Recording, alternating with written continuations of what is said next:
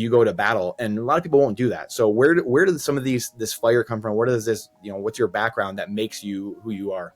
It all makes sense if you know me and what I care about. So I care a lot about like reputation, and I care a lot about, association and who I'm associated with.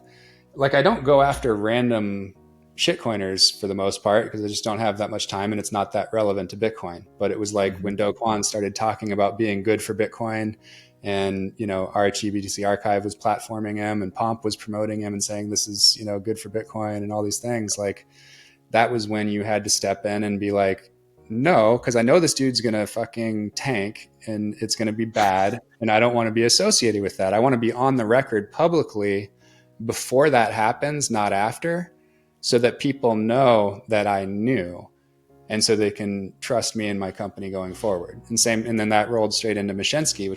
And, that was the same thing with Sam Bankman-Fried, right? So it was like, he was coming over and trying, what really triggered it for me, and when I started to dig in, it wasn't until...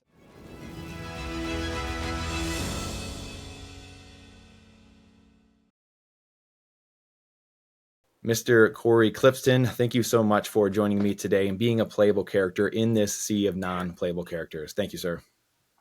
Hey, Brandon. Thanks for having me on, man. It's a pleasure.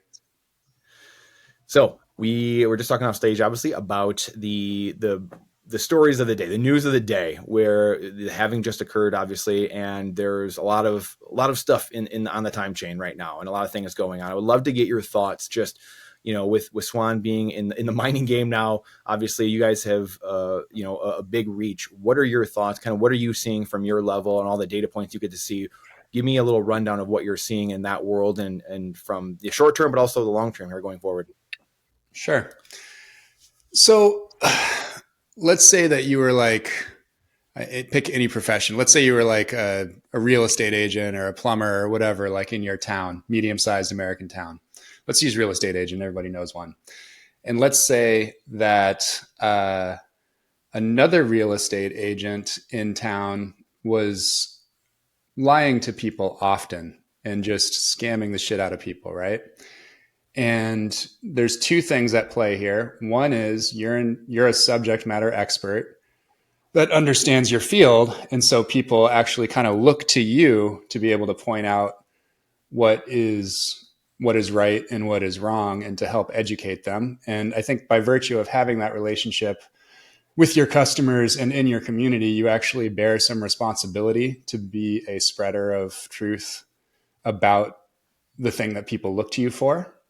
And then the other prong is that this liar, this scammer, is actually dragging down your name by association, because you ostensibly do the same thing. You're both real estate agents.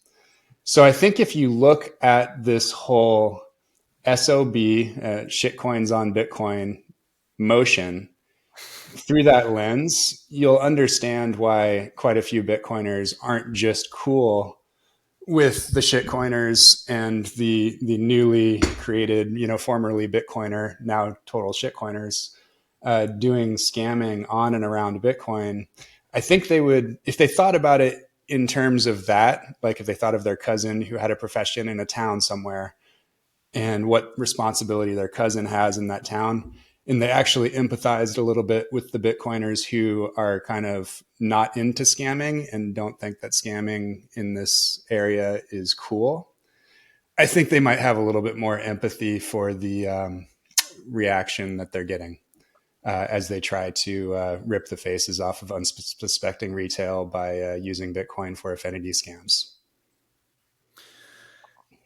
It seems very obvious to me that, not that there's two factions, there's a lot of factions just in the world in general, but it seems very obvious that, like you said, you kind of hit the nail on the head just with like how they act and how they will talk about things. And, well, yeah, I know it's an abstraction. I mean, Tone just talked about it earlier today, right? In Cafe Bitcoin, like it's an abstraction. It's like, well, at some point, are we going to have merit? Are we going to have good, honest, decent people in society that aren't going to, like you said, melt the faces off of people just because you can? Like just because like I can go kill someone doesn't mean I should go do it. Ripping the face off is bad. Melting faces is good. That's just the price. Well, true. I mean, it's like where, it's like they're unmasking themselves to that, no pun intended, but it's where like where, I don't know. It just blows me away that you still have people that they're clearly living on the fiat Titanic. The Titanic's going down. They're living on it, still trying to rearrange deck chairs while the Bitcoiners are off in the life raft, albeit small, nascent, big, dark, scary waters, but it's the only hope. I mean, is that we're conflating two worlds, I feel like. Yeah, basically that's most of what's going on. And then when you think of like all of the hype and, there's going to be massive, they're going to be a bunch of reorgs and everybody's going to be battling for this epic sat and blah, blah, blah, like all this stuff coming up. It was basically, that was actually all just marketing, including all of the engagement farming and all of the, deliberate claims, right? Because, for the past couple of years since the inception of Ordinals, and especially, I guess it kind of, peaked probably last fall, there was so much talk out of this shitcoin on Bitcoin camp, especially with the VC funds from Bitcoin Magazine and Nick Carter and others. And let's be very clear, it was 100% marketed as the Bitcoin Magazine ecosystem fund. They've slapped UTXO management on it now, but it was 100% marketed to all of their investors as the Bitcoin Magazine fund. There was a lot of talk about all of these, ordinals and runes being primitives and that they were somehow going to become something. It was almost like it was very clear. It was kind of like copy pasta, just like they at some point had blockchain and then they took blockchain out and put crypto, and then they took blockchain out of all the decks and put NFTs, and now they took out NFTs and put ordinals, but it's basically all the same pitches of all the things that you're going to be able to do and tokenize and share rights and do this and all these different things and scale Bitcoin 6 ways from Sunday, whatever.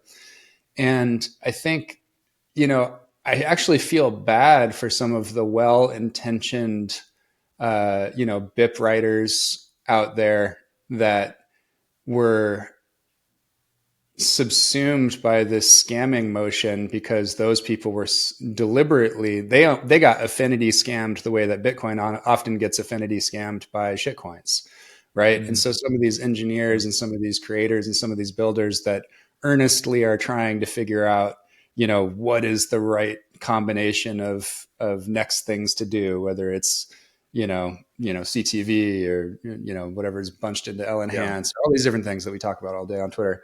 What is the right thing to do next and when? And the scamming motion, affinity scammed them and became part of them and fucked them.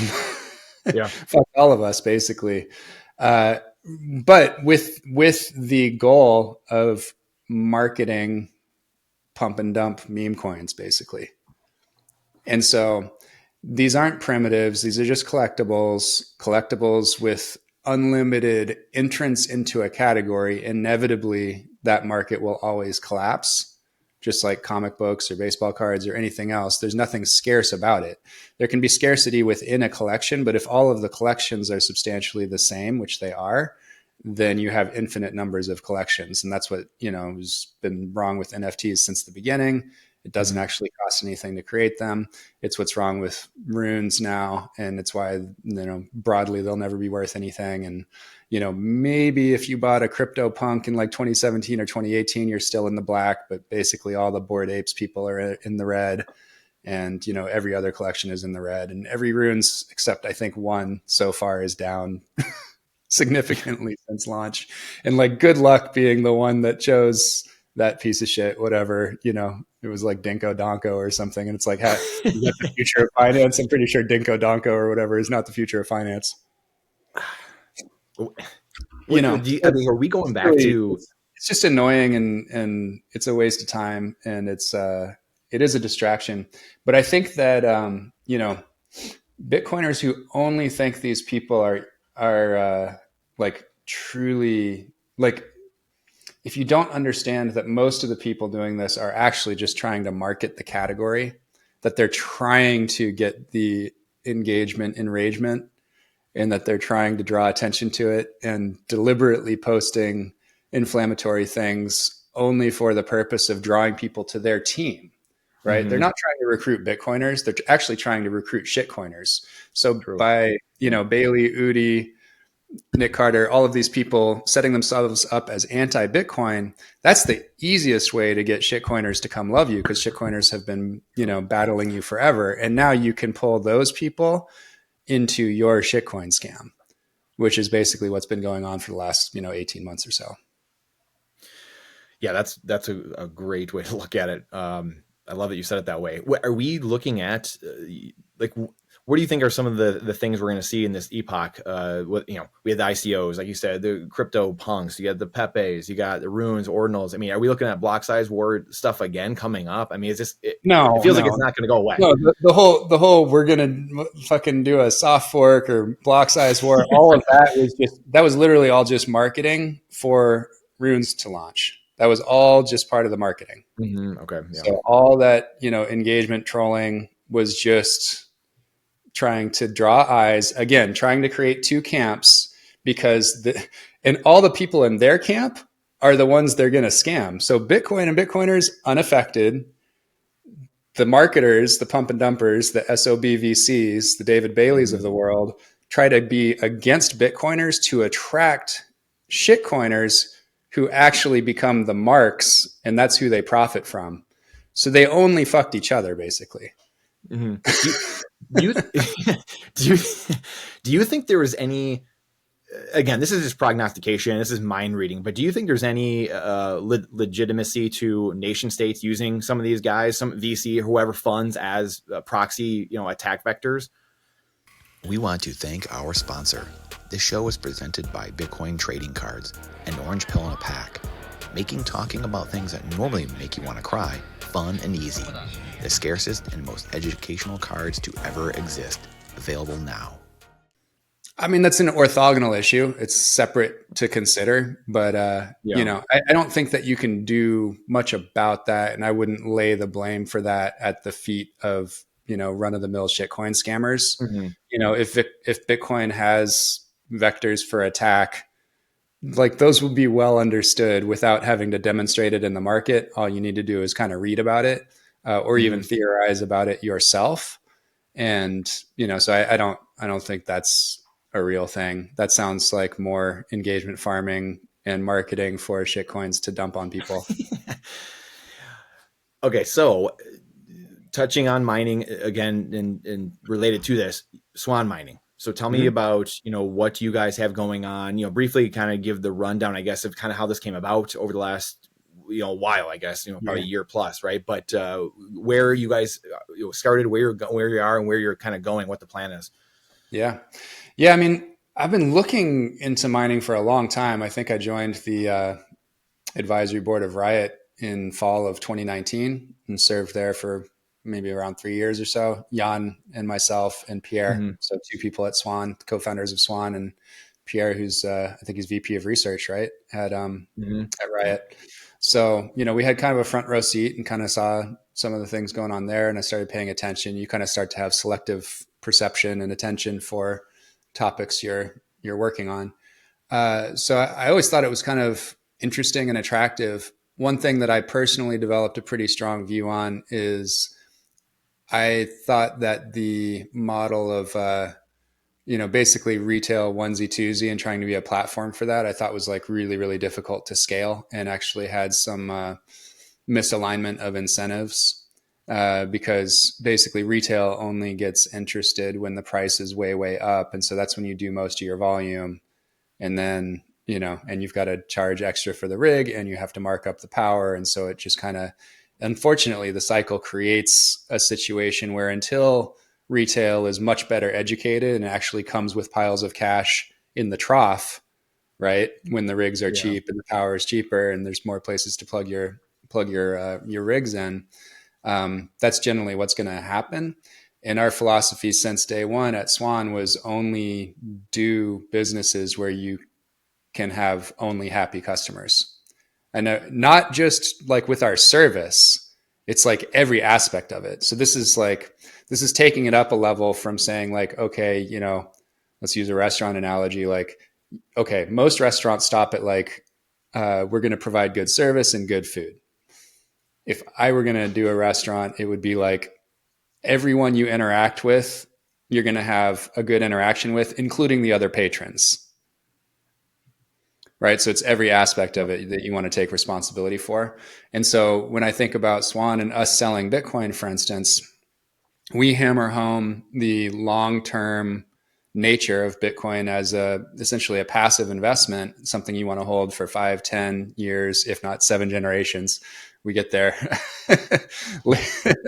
As they dive in deeper, they realize what we really think they should be doing with their Bitcoin, which is never sell. But the point is, we've been so loud about it, for the couple years leading up to you actually making a big purchase or starting a savings plan or whatever, that our customers aren't even freaked out if they start buying when Bitcoin was like, 60 some K in 2021 and they ride the trough all the way down. They already are inundated with the automatic recurring purchase and dollar cost averaging methodology and hold for the long term and like zoom out and look at these cycles, and it's gone down before. And, we're constantly sending educational material and putting out kind of how to think about this. So we take responsibility for their relationship with having bought Bitcoin, not just the process of buying Bitcoin through Swan. And so when I thought about mining, and we talked about this at length for years, the only way that I thought we could have truly happy customers 100% of the time was doing it at institutional scale, because it was institutional money that we thought would back us to be able to go big when price is down, when the mining industry is upside down, when they're all fighting each other and just kind of like, it's just not going well. And so you kind of saw, we brought on Guilherme Gomez, who's a Bridgewater guy, very smart. And we started to kind of level up and start thinking about Swan Institutional back in 22.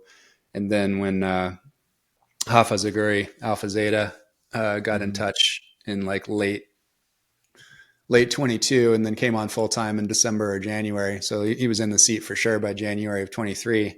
We kind of knew we had the brains and the capacity to go after institutional in a big way. Interestingly, we thought that we were just going to serve the miners as clients. So that was kind of the plan, was to offer them Bitcoin backed loans and help them with financings and go do cap raise for miners and help them arrange debt financings, maybe equity financings, and just kind of do more of, serve their needs, maybe serve them with liquidity, have them be able to sell their Bitcoin, or, treasury strategies so they could have tools, things like Nakamoto portfolio, and kind of optimize how much Bitcoin they hodl, things like that. So we were just kind of interviewing all the big miners, and then we, invited them all to Pacific Bitcoin that fall. And so we were talking to them about sponsorships and everything and planning this big mining day in fall of 23. And through that, opportunities started to hit our desk that needed capital that were like really interesting and attractive. And we started to understand that still in Q2 and Q3 of 2023, ASICs were kind of at, unheard of lows, dollar per terahash. And there were lots and lots and lots of slots available because so many folks were upside down. So you could basically buy a shit ton of rigs and plug them in really, really quickly if you had the capital. And we started dialing for dollars. And, that's kind of what Swan Institutional is, essentially, is a cap raise function. So we had a lot of people to call, and we did. And we just basically started buying tons of rigs for other folks and plugging them in, and built out a whole operational arm that runs Swan Mining. And the first 7-8 months of that we did, and we'll talk a lot more about this in a post in a couple of weeks. We actually put it all in a subsidiary, like on our own balance sheet for the first 150 mil or something like that. And so that means that investors gave us capital, and we went and bought infrastructure and bought rigs and plugged them in, and then basically have the rev share, profit share, whatever, out the back end of a sub. What we've actually started now, we call mining management. So you would call that self-mining, which is the same as Core Scientific and Riot, Marathon, kind of the same model as them. We've now moved to managed mining. And so all our new deployments now are actually the infrastructure lives in one vehicle, completely owned by the investor. And then we have a little bit of shared upside on that, whether it's land, whether it's, transformers, whatever. And then we also have another vehicle for the ASICs, and that also is all the ASICs live on the balance sheet of our investors. And so we just have a profit share on the Bitcoin mined net of energy cost and operational cost. And so that kind of scales to the moon when you think about it that way, because we can essentially do this model and provide perfect data, and they trust us, obviously, because we have a retail brand, promise in market, and we can't screw people over. So it just kind of makes it really easy for institutional capital to find its way into Bitcoin mining. And, we haven't even really solidified that pitch and what it means, but I think it's going to be massive. One other little wrinkle, individuals and family offices for the last decade have been in years where they expect to have large profits, buying Bitcoin miners to depreciate really quickly and offset those profits. And that's something that a lot of institutional investors want to do. And we have like the perfect vehicle to let them do that. So I'm excited to see that roll out too. That is very, very cool. Very, setting the standard, a new way of doing stuff for, especially the model you guys have been running for a number of years too. So it's very, very cool. Kind of segueing a little bit, the Bitcoin ETF, I'd love for you to touch on that briefly and just kind of what your thoughts are of the rollout this first quarter, kind of how things have been, what you guys have been seeing at Swan, and then where you think this, obviously there's, the ETF garbage over in the Far East. I think it's the Far East now. I'm drawing a blank, but then you've got, different spot ETFs just kind of across the world being talked about, ETH, stuff like that. Where do you kind of see this kind of playing out at this institutional level, or, this retirement planning level? Listen, I think ETFs were a big deal. That was the always sort of rumored institutional adoption actually finally happening. That's institutional adoption. Similar to what I think Ross Stevens said in January of 2021 in a conversation with Saylor. He was like, you need to chop the left end off of the distribution. Like, Bitcoin is here, it's not going anywhere. That was another one of those moments where whatever your expectations were for, adoption and price development over the next 10 years or something, you need to now chop off the left end of that distribution because Uncle Larry Fink and Auntie Abby Johnson are here, and they're giving cover your ass to everybody in the finance world to be able to talk about Bitcoin, to put it in client portfolios, to add it to their products. So, this is why I coined the term ETF multiplier effect toward the end of last year in advance of the launches of these. That's basically this idea that because the ETFs now exist, more capital will flow into Bitcoin outside of ETFs than would if the ETFs didn't exist. And I think we're seeing that in spades, right? Everybody's having all-time high months. If you sell Bitcoin, you're just absolutely crushing it right now. And I think, the interest in all the ancillary products like the Swan IRA and Swan Vault and all these other things that we sell, just off the charts. And I think a lot of that is just because people aren't scared to say the word Bitcoin anymore. Circling that, by the way, all the way back to the shitcoiners and kind of the problem with Silicon Valley generally not understanding Bitcoin as more money than technology. They don't understand it's like tech supporting money. They always have to see everything through a tech lens. I had a meeting at the Jefferies Internet conference that's every year in Santa Monica. And so I kind of hung out and talked to people in the lobby or whatever. So they've already all been hit hard by Andreessen Horowitz and probably Castle Island and other people like, pitching their funds or whatever. And so I heard like 5 or 6 people say the same thing. Like they were taking fucking like talking points from a political party national committee. But it was basically like, Bitcoin might actually make it now because development is exploding on Bitcoin. That's the party line, and that's what Wall Street now thinks. That's what Silicon Valley thinks. So if you're interested in Bitcoin and you actually understand it and you want to provide things to Bitcoiners who know better, I thought it was over. I thought everybody was going to understand it now. You got at least another 5 years to build in peace, and you'll have no competition from Silicon Valley and no competition from Wall Street because they've all bought this bullshit hook, line, and sinker. I think I've got I got a tweet out there with like the giant pie chart, and it was like, the 99% is, SOV, and then the 1% is SOB, right? And it's like, at best, shitcoins on Bitcoin, at best, might increment the price in real life, like 1% versus, the 99% coming from Bitcoin being the best money, best store of value we've ever had. And so there's all this money out in Silicon Valley. The same people that put $100 billion into shitcoins from 17 to 23 are just going to go plow it into more shitcoins on Bitcoin. And if you want to build Bitcoin financial services, Bitcoin payments, whatever Fediments, like it's all just going to be left to the Bitcoiners in the Bitcoin industry. You're not going to get help from Silicon Valley, which is like, that's fine. We got plenty of our own money in this ecosystem for anything that, needs to get off the ground. Like seed rounds are not a problem at all anymore. A rounds are starting to not be a problem. So you can get product market fit and get to revenue before you actually need to raise money outside of the Bitcoin ecosystem. But much more importantly, you don't have competition. You have no fucking competition. Like they don't understand it as a culture. They don't understand it as a movement. They don't understand it as money. They don't understand it as money. It's There's fucking hung up on like Moore's law and shit. And like, it just, probably think, I mean, honestly, they're still passing around like Plan B shit in their decks. Probably. We know Fidelity is, and Fidelity is like all gangbusters for Ethereum. Like they don't fucking know what's going on or like what to focus on. So you have clear sailing. If you're focused on Bitcoin, you probably have clear sailing at least into the 2030s, like probably till $1 million a coin before Wall Street and Silicon Valley actually understand Bitcoin and get their shit together and compete with you. So basically what I'm saying is, sup, Jack Mullers, you're going to make it. Joe Kelly at Unchained, you're going to make it. Leishman, you're going to make it. Will, you and me, we're going to make it. We're having margaritas. Calabasas, it's going to happen. The whole Swan squad. Like, there's no fucking competition coming.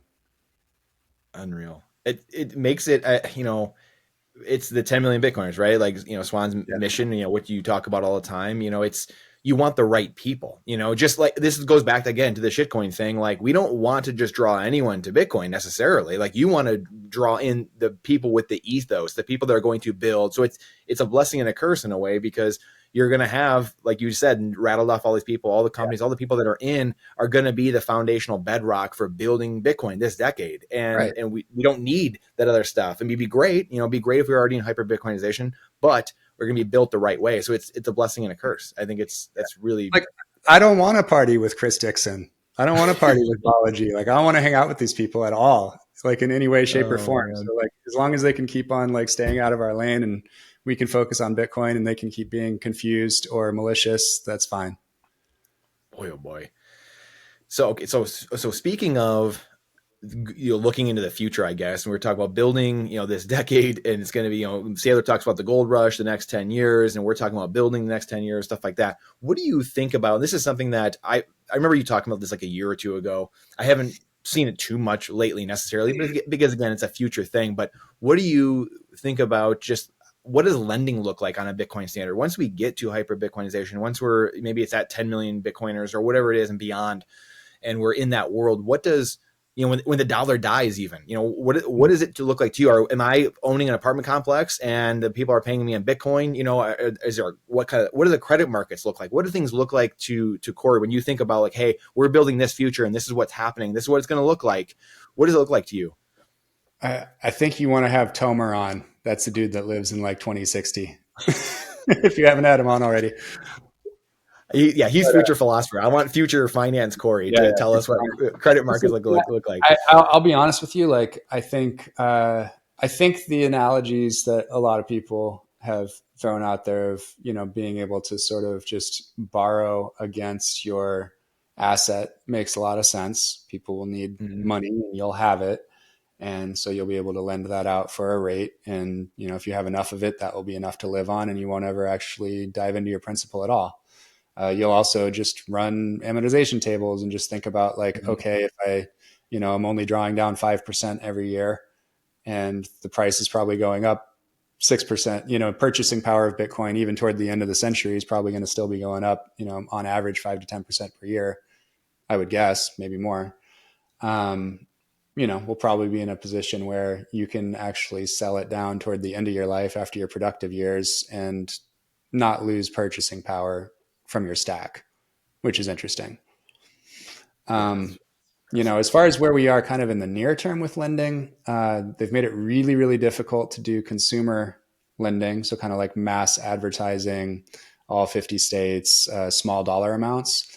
It's not that hard to do larger dollar amounts, which is why you saw us roll out lending just for institutional, and that's going to go live in Q3. Unchained is doing kind of only large checks. I think there's actually a dollar amount in most states where if you kind of like stay above that, it's not that high. I think it's like 100K or something in most states. But if your loan deals are kind of north of that, you don't need to worry about having like a separate MTL.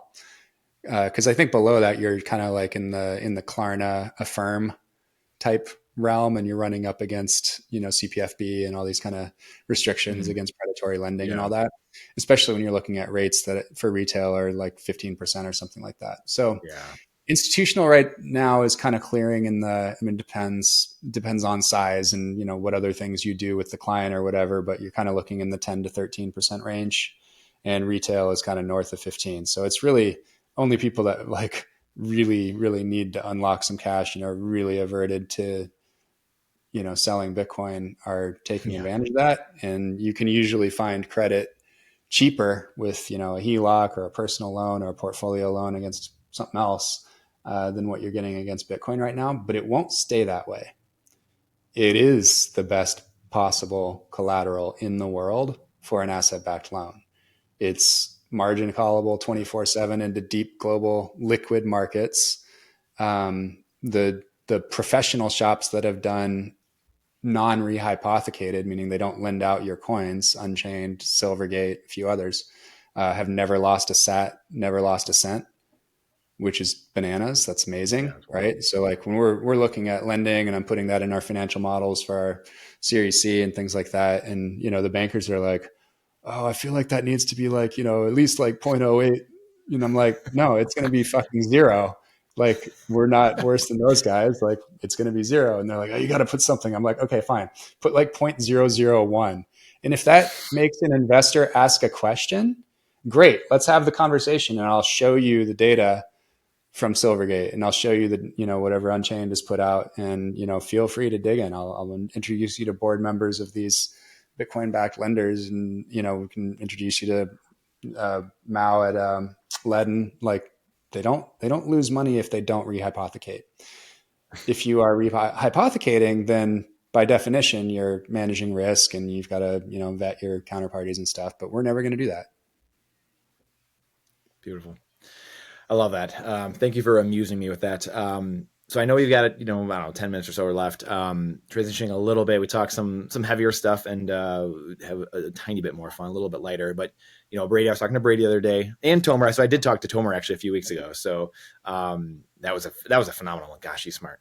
And Brady was saying that you're an unbelievable networker. And can talk to anybody, and you like to throw the party, you like to have fun. But I want you to briefly tell your story, what you think your strength is, or your strengths are, from your own perspective. And then, where does basketball come into play, and where does this fire for battling people come from? Not battling people, but battling injustice, I guess, or people trying to scam others. Where does this fire? Because not everyone has it. Most people don't, as we see. Like you've made a name, I guess. I don't know if that's the right way to say it, but people know you solely because you go to battle, and a lot of people won't do that. So where does some of this fire come from? Where does this, what's your background that makes you who you are? It's interesting because it all makes sense if you know me and what I care about. So I care a lot about like reputation, and I care a lot about association and who I'm associated with. And I think that's, as I kind of explained earlier in our chat, that's the same reason. Like, I don't go after random shitcoiners for the most part, because I just don't have that much time, and it's not that relevant to Bitcoin. But it was like when Kwon started talking about being good for Bitcoin, and RHEBTC Archive was platforming him, and Pomp was promoting him and saying this is good for Bitcoin and all these things. Like, that was when you had to step in and be like, no, because I know this dude's going to fucking tank, and it's going to be bad, and I don't want to be associated with that. I want to be on the record publicly before that happens, not after, so that people know that I knew.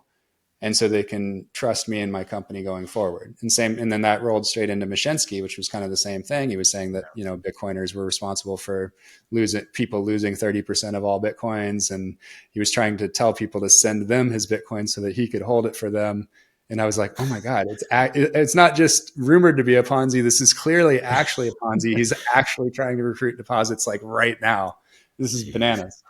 So I just wanted to be on record. And again, it's because they were in Bitcoin and saying things about Bitcoin, which I feel like I owe it to our audience, our friends, our customers. People look to us and look to me to provide signal in Bitcoin because we've said that's what we do. So we actually have a responsibility when there's misinformation and false narratives around Bitcoin or about Bitcoin to try to figure out what's true and then to let people know.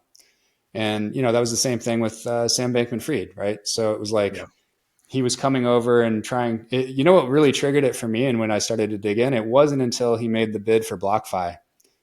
And I looked at that and I looked at him willing to pay money for BlockFi while everybody was stroking him off saying that he was a JP Morgan of crypto.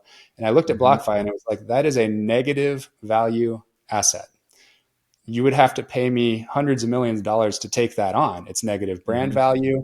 The customers are worth less than zero because they're all going to slag you forever after withdrawing their assets. That's a negative value. So something's wrong here. I don't know what it is, but I know that motherfucker that claims he's buying them for some reason is lying, and I don't know what it is. So I just started calling him scam, bankster, fraud, and I said, don't trust SBF and all this shit all summer long, but I didn't have the goods. I didn't know what it was.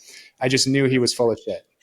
And so I just attacked him all summer long. And then CoinDesk and Allison sent me the Alameda balance sheet when somebody passed it to him. And I was like, oh, there it is. Yeah, he's been full of shit this whole time. And I just laid out for Ian exactly what I saw. And that became the article that took him down. But that's what happened. It was only just spotting some incongruous, doesn't make sense bullshit kind of near Bitcoin. I also didn't like him because he said Bitcoin was useless and was pumping Solana.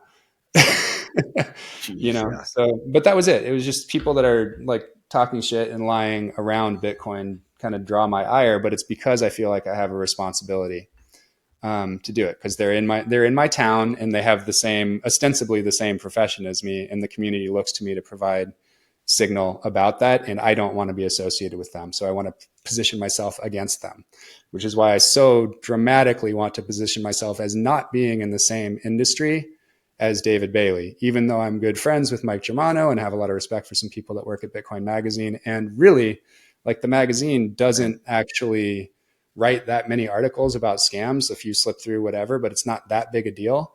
The problem is that the owners, Tyler and David, keep on using Bitcoin Magazine to promote scams and market scams. And obviously the conference has always been super scammy, but it's just, I just want to disassociate myself and what I do and what my company does from anything that ownership group does.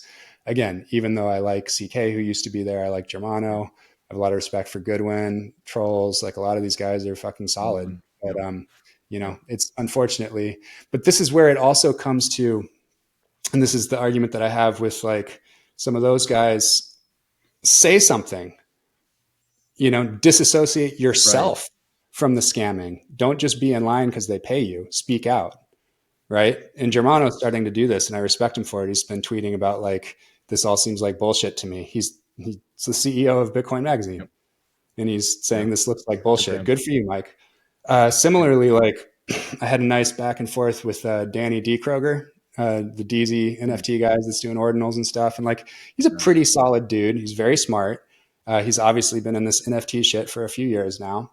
And I gave him the advice publicly and privately, like, if you want to maintain this reputation as being like the good guy in that group of shit, you need to actually call some people out or people won't trust you. But you never actually take the step of actually calling anybody out. Like I did the work, like Dylan LeClaire did the work of like researching scammers and researching Luna and Do Kwon and pointing out why it was a Ponzi, and the same thing with SBF and the same thing with Binance and, BNB and all that shit. Right. And I feel like all of these guys right now in the SOB crowd, the shitcoins on Bitcoin crowd, are kind of just stroking each other off and protecting each other.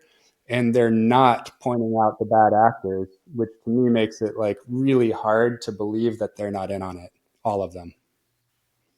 So I would encourage, like, CK, if you don't like some shit that you see going on and you don't like that worked at Bitcoin Magazine for 5 or 6 years or whatever, and they raised this shitcoins on Bitcoin fund, calling it the Bitcoin Magazine Ecosystem Fund, like, speak out against it. Trolls is not nearly aggressive enough. He's really just kind of looks most of the time like he's kind of defending these guys. I just, I think that's where the gripe is we haven't seen people do anything other than stay aligned with the folks that are paying them. Yeah. And it's one of those things too, like it's when your paycheck depends on it, right? Like it's hard to go against the grain. It's like kind of that it's just humans, right? And that's where I give you credit. And that's what Brady and I talked about the other day. It's your business, but at the same time, most human beings aren't calling out other people, So again, it goes to show who you are as a person. That's what Brady and I briefly talked about the other day, that, it's like, hey, you could be in Silicon Valley, you could be on Wall Street doing whatever, and you're here fighting the fight. You're in the arena. So, kudos to you.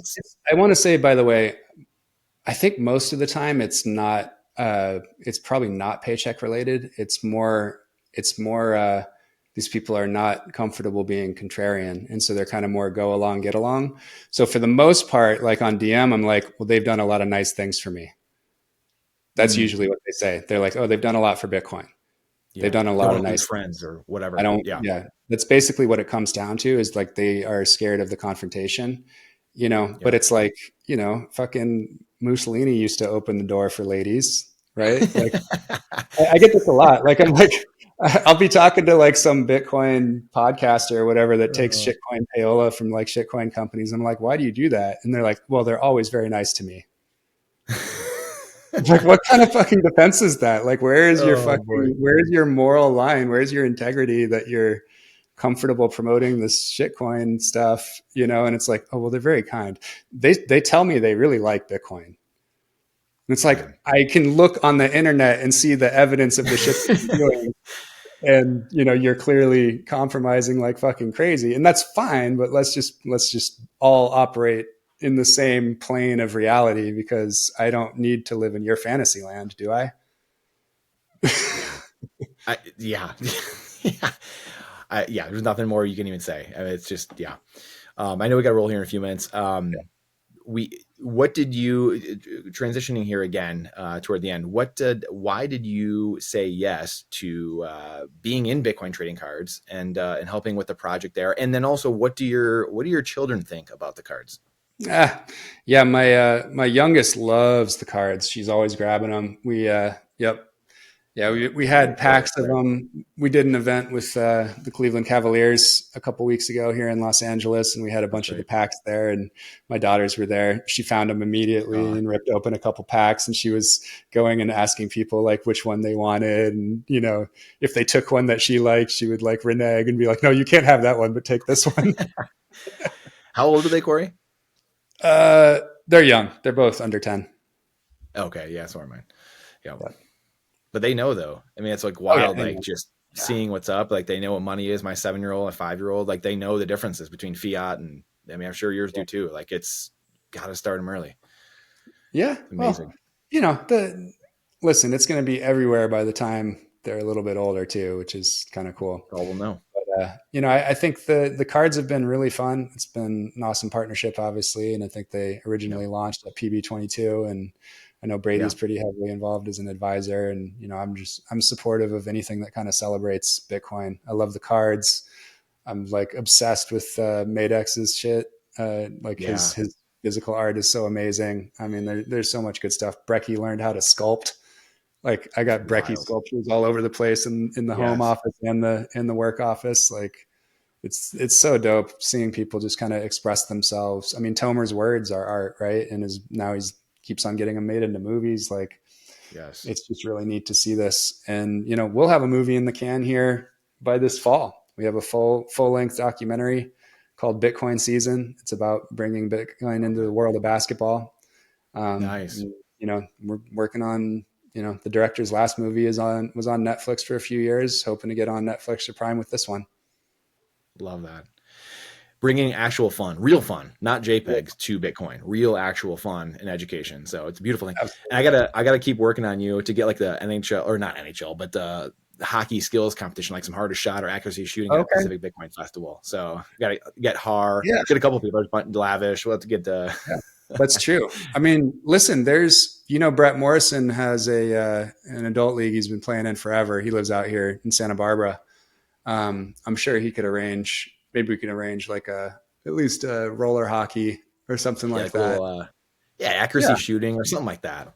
Yeah. So, yeah. I don't know if we'll do it on the grounds. There's not a lot of square footage left by the hangar, but I mean, the week before is open, the week after is open, it's pretty easy. I love it. Could also do it on like a load or an unload day, so like come on Wednesday or Thursday before the conference. And I'm sure we could probably find space for you guys. Love that. I know. Yeah. They're in the Canadian Bitcoin conference. They're doing a game. Of course, we're in Canada. They're in Canada. So I'm in Michigan. So, but of course, why wouldn't you? So, all right. Last thing before I let you go. Again, a new segment, word association presented by Bitcoin Trading Cards and Cory's card. Little word association, a little lightning round. We'll just got like a dozen or so words, and just whatever pops in your head, we can rock through them here. All right. Satoshi Nakamoto. Mythical. Politics. Outdated.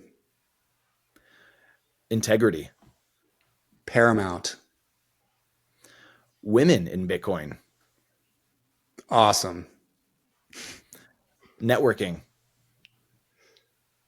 Life skills. Altcoins. Garbage. Family. My heart. Mentorship. That's interesting.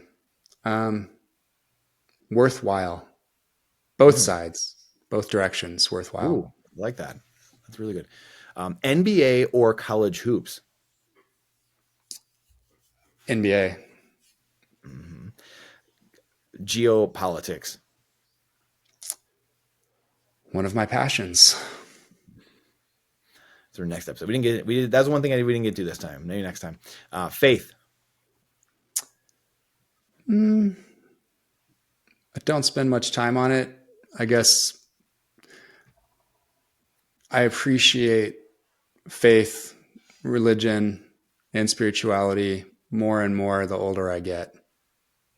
Interesting. That's a cool answer. Bitcoin ETFs. Frenemies. Vitalik Buterin. Who the fook is that guy? Peter Schiff. Who the fook is that guy? He owns Bitcoin. He 100% does. For sure. Last couple of years. Bitcoin trading cards. Educational fun. Pacific Bitcoin Festival. The best Bitcoin conference in the world. And Swan. The best Bitcoin company in the world. Beautiful. Thank you, Cory, for being a playable character. And thank you for joining us today. And it's been a real treat. So I appreciate you. I know you're busy. So thank you for spending some time with us here today. Yep. My pleasure. Thanks, Brandon.